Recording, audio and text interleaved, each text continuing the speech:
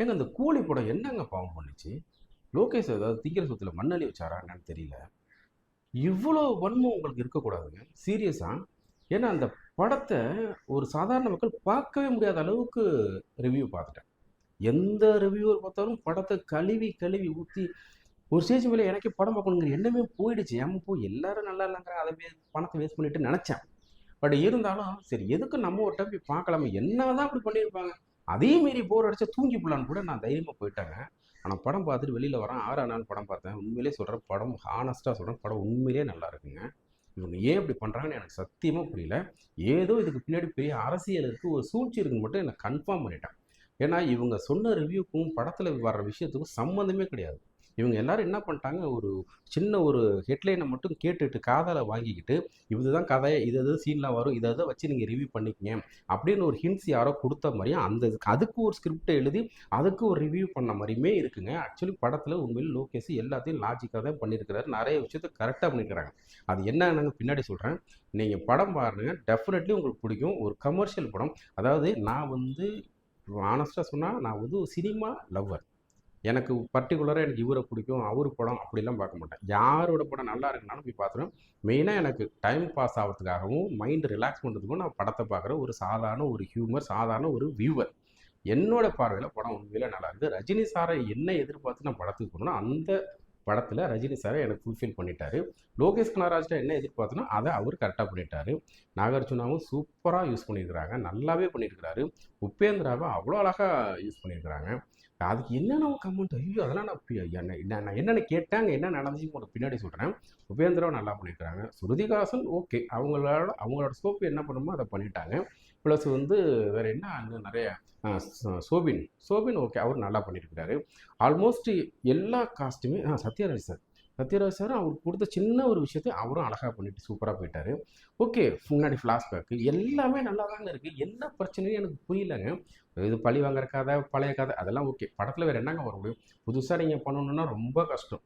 எல்லாம் ஏதோ ஒரு காலத்தில் ஏதோ ஒரு படத்தில் ஏதோ ஒரு மொழியில் எங்கேயோ வந்த படத்தை தான் கருவை எடுத்துட்டு இவங்க வேறு திரைக்கதையை மாற்றி இப்படி தான் படம் எடுத்தவன வழியில் நம்மளை என்டர்டெயின் பண்ணுறாங்களா, நம்மளை ஹாப்பி பண்ணுறாங்களா, நம்மளை இப்போ கொடுத்த காசு ஓகேடா படம் பார்த்து வந்து ஃபீலை கொடுக்குறாங்களா, அவ்வளோதான். அதுக்கு தான் நம்ம படத்துக்கு வரும். இந்த படத்தை வச்சு நம்ம சொசைட்டியில் வச்சு பெருசாக ஒரு பெரிய ஒரு விஷயத்தை நம்ம சாதிக்க போகிறது கிடையாது. நம்ம மைண்ட் அளவில் ரிலாக்ஸ் பண்ணிட்டு வரமாங்கிறதுக்கு தான் நான் படத்துக்கு போகிறோம். அதுக்கு தான் எல்லோரும் போகிறோம். எனக்கு அது கிடச்சிது. எனக்கு மட்டும் கிடையாது, நான் போன ஷோவும் ஃபுல்லு ஹவுஸ்ஃபுல்லு. பார்த்து அத்தனை பேர் நல்லா தான் இருக்குனாங்க. வெளியில் வரும்போது என்ன சொன்னாங்க, ஏன்டா இந்த படத்தை கழுவி ஊற்றுனானுங்க, இவங்களுக்கு என்னடா பிரச்சனை, எல்லாரோட மைண்டு இருந்துச்சுங்க. அந்த மாதிரி தாங்க படம் இருந்துச்சு. அது ஒன்றே ஒன்று.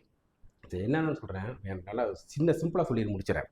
சத்யராஜ் சாருக்கு ஒரு சேர் கண்டுபிடிக்கிறாங்க, அதெல்லாம் ஒரு பெரிய விஷயமா அப்படி இப்படிங்கிறாங்க.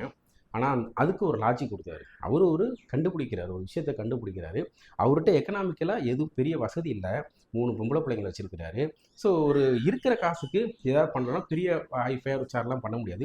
வீட்டில் இருக்கிற ஒரு சேர் எடுத்து இந்த சேரில் நான் கண்டுபிடிச்ச விஷயத்த ஒரு சாதாரண ஒரு எந்த சேரில் வேணாலும் எங்கே வேணாலும் உட்கார வச்சு பண்ணிக்கலாம். சேருக்கும் அந்த பாடியை டிஸ்போஸ் பண்ணுறது சம்மந்தமே கிடையாது. அவர் கண்டுபிடிக்கிற விஷயத்துக்கும் அந்த இதுக்கும் தான் சம்மந்தம். அதுக்கான எக்யூப்மெண்ட் நிறைய இருக்குது. அதை வச்சு உட்கார வைக்கிறது ஒரு சேர் பண்ணி இருக்கிற சேரை வச்சு பண்ணுறாங்க. இது லாஜிக். இது லாஜிக் தானே. இதுக்காக ஒரு பெரிய சேரை கண்டுபிடிக்கணும் அவசியமே கிடையாது இல்லையா? ஸோ அதை கண்டுபிடிக்கிறாங்க. அதை வந்து கவர்மெண்ட் வந்து இது பண்ணிடுது. நீங்கள் கண்டுபிடிக்கிற கண்டுபிடிப்பு ஓகே, நீங்கள் சொல்கிறதெல்லாம் ஓகே, நல்ல விஷயம் தான். பட் ஆனால் அது வந்து தவறானவங்கள்ட்ட கைக்கு போச்சு, இது ரொம்ப தவறாக யூஸ் பண்ணிடுவாங்க. ஸோ அதனால் இந்த ப்ராஜெக்ட்டை நாங்கள் ரிஜெக்ட் பண்ணுறோன்னு சொல்லிடுவாங்க. ஸோ இந்த விஷயத்த வில்லன் கண்டுபிடிச்சி அவரு ஒரு விஷயத்த பண்ணுறாரு. ஆக்சுவலி நல்லா கேட்டுங்க, இந்த இடத்துல தான் வாட்சி கண்டுபிடிக்கிறாங்க, வாட்சி கடத்துறாங்கன்னு சொல்லி ஒரு பிம்பத்தை கிரியேட் பண்ணுறாங்க. ஆக்சுவலி படத்தை போய் பார்க்குறவங்களுக்கு தெரியும், வாட்சி கடத்துறாங்கங்கிறது சும்மா பொதுமக்களை ஏமாத்துறதுக்கு. ஆனால் உள்ளே நடக்கிற விஷயமே வேறு அப்படிங்கிறது தெளிவாக டயலாக்ல இருக்கும், தெளிவாக சீன் பை சீனில் இருக்கும். அதுக்கான விஷயத்தை கண்டுபிடிக்கும் போது தான் ரஜினி சாரே சில விஷயங்கள்லாம் ஆக்ஷன் எடுக்கிறாருன்னு வச்சிங்க. அதை பற்றி எந்த வியூவருமே பேசலை, எந்த ரிவ்யூவருமே பேசலை. ஏன்னு எனக்கு தெரியல. ஸோ அதை கண்டுபிடிக்கும் போது இவங்க என்ன பண்ணிடுறாங்க, ஒரு ஸ்டேஜுக்கு மேலே உங்ககிட்ட பாடி நிறைய வெளியில் வருது, இதுக்கு மேலே ஒரு பாடி கரை ஒதுங்கினாலோ ஒரு பாடி வெளியில் வந்தாலோ உங்களை நாங்கள் வந்து சிவியராக ஆக்ஷன் எடுத்துனோம், உங்கள் மேலே பிரச்சனையாயிருன்னு சொன்னதுக்கு அப்புறமா பயந்துக்கிட்டு தான் இதுக்குள்ள வெளியில் பாடி கொண்டு போக முடியாது, என்ன பண்ணலான்னு யோசிக்கும் போது இந்த ஒரு விஷயம் இருக்கே, அவரை கூப்பிடு அப்படிங்கிறாங்க. இதுக்கு ஒரு மீம்ஸ் பார்த்தேன். இந்த ஏன்டா அதே ஒரு விஷயத்தை கண்டுபிடிச்சிட்டாங்க, அவரை போட்டு சொல்லிட்டு அந்த விஷயத்த உங்கள் ஆளுங்கள்ட்டே சொல்லிக் கொடுக்கலாமே, ஆப்ரேட் பண்ணுற சொல்லிக் கொடுத்து நீங்களே பண்ணிக்கலாமேன்னு ஒரு மீம்ஸ் பார்த்தேன். உண்மையிலே எனக்கு சிரிப்பு வந்துச்சு. பட் ஆனால் அதே நேரத்தில் அந்த பிரச்சனை ஃபால்ட் ஆச்சுன்னு யார் பார்க்குறது? கண்டுபிடிச்சி ஒரே ஒரு ஆள் அவர் மட்டும்தான். இதை தவிர அவர் யாருக்குமே தெரியாது. அவருக்கு தெரியும், ஒரு பொண்ணுக்கு தெரியும், வேறு யாருக்குமே அது எப்படி ஆப்ரேட் பண்ணணும், அது ஃபால்ட்டு வந்து எப்படி கண்டுபிடிக்கணும், அதை சரி பண்ணணும்னு தெரியாது. அதனால் அவர் உயிரோட வச்சு கூடயே வச்சுருப்போம். இது ரீசன். இது லாஜிக்கு தானே என்ன? இது லாஜிக். அப்புறம் இன்னொரு சீன், அந்த சோபினை வந்து அடிச்சு கொண்டுருவாங்க, திரும்பி வர்றாங்க அப்படின்னு சீரியஸாக சொல்கிறேன். அது கொஞ்சம் அன்லாஜிக் மாதிரி தெரிஞ்சால் கூட, பட் ஆனால் டைலாக் வச்சுருப்பார்.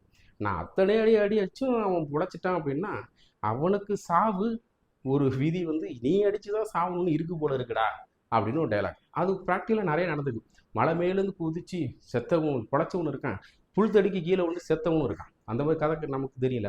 ஸோ அது மாதிரி அவரை அடித்த அடியில் என்னதான் இருந்தாலும் ஒரு பிழைக்கிற சுச்சுவேஷன் கிரியேட் பண்ணியிருப்பாங்க. இதுக்கப்புறம் இவர் அடித்து சாகிற மாதிரி சில கதைகளை போயிருக்கணும். அது லாஜிக்காக வச்சுருப்பாங்க. இப்படி நிறைய விஷயத்த சொல்லலாம். படம் ஒர்த்து அப்படிங்கிறத தாண்டி படம் நல்லாயிருக்கு. 2 3 சீனில் மட்டும் நான் கொஞ்சம் இது ஏன் இவர் லோகேஷால் இதை கவனிக்க முடியலையா, அவ்வளோ டேரக்டர், அதாவது என்னமோ சொல்லுவாங்களே, என்னதான் எவ்வளோ மாதம் பெரிய பிளான் போட்டாலும் சின்ன சின்ன தவறுகள் பண்ணுவாங்க. அந்த மாதிரி தவறு தான் இது நினைக்கிறேன். ஒரு சீனில் ஸ்ருதிஹாசன் வந்து வீடியோ காலில் வில்லியை பார்த்துருவாங்க, திரும்ப அதே வில்லி வந்து வாங்க உங்களை கூப்பிட்டாங்க அப்படின்னு சொல்லும்போது நம்பி போகிற சீன்லாம் இருக்கும். ஸோ அது கொஞ்சம் எனக்கு ஒரு அன்லாஜிக்கலாக தெரிஞ்சுது. ஏன்னா அதான் வில்லின்னு தெரியுமே, அவன் எப்படி கூப்பிட்டா எப்படி போவனி அப்படிங்கிற மாதிரி எனக்கே கேள்வி வந்துச்சு. பட் அது மாதிரி சின்ன சின்ன தவறுகள் அங்கங்கே ஒரு 2 3 சீன் 4 5 சீன் இருக்க தான் செய்யுது. அது இல்லைன்னா நான் மறுக்க முடியாது. ஆனால் அதுக்காக ஒரு படத்தை இவ்வளோ படம் பண்ணக்கூடாது. உண்மையிலே படம் நல்லா தாங்க இருக்குது. ஒரு டைம் வாட்ஸ்அப் தான் போய் ஒவ்வொரு டைமும் போய் பார்த்துட்டு வர மாதிரிலாம் இல்லை. அதே மாதிரி பார்த்துட்டு வந்ததுக்கப்புறம் மறுபடியும் இன்னொரு டைம் போகலாம் அப்படின்னு நினைக்க முடியாது. போகலாம், எப்போ போகலாம்னா ரஜினி சாருக்காக போகலாம். ரஜினி சாரோட ஸ்டைலு செம்ம மாசாக இருந்துச்சு. இவ்வளோ வயசுலையும் அவர் ஒரு சின்ன ஒரு விக்கை வச்சதுக்கப்புறம் அவ்வளோ சூப்பராக இருக்காரு. ஸோ எல்லாரையும் செம்மையாக யூஸ் பண்ணியிருக்கிறாரு நம்ம யோகேஷ். கண்டிப்பாக நம்ம சொல்லி ஆகணும். கண்டிப்பாக போய் பார்க்கலாம். அதுவும் ஸ்டண்ட்டு வேறு லெவலில் இருக்குது. நம்ம பிரதர்ஸ் வின்னி பெடல் எடுத்துருப்பாங்க. அவ்வளோ சூப்பராக ஸ்டண்ட் இருக்குது.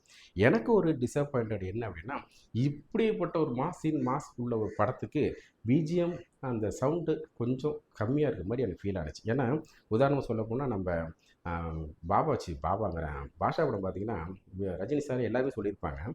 ஸோ வித்தவுட் மியூசிக்கில் படம் வந்து ஃப்ளாப்புன்னு ரஜினி சாரே முடிவு போட்டாங்க. படம் பெருசாக இல்லையே, இது எப்படி போடுவாங்க, மக்கள் ஏற்றுப்பாங்க அப்படின்னு நினச்சிட்டாங்க.